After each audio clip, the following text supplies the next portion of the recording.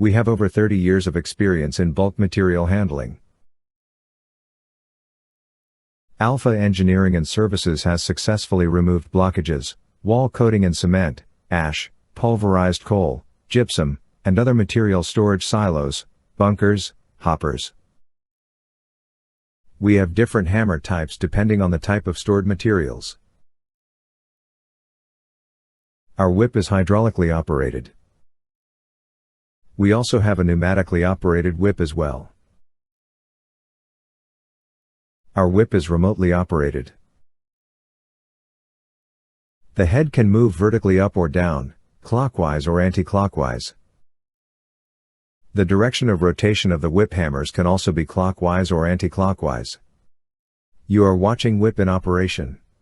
A strategy of braking procedure is decided depending on the situation on site. We offer cleaning services and equipment sales as per the customer requirement. Looking forward to solving the problems together. Thanks for watching.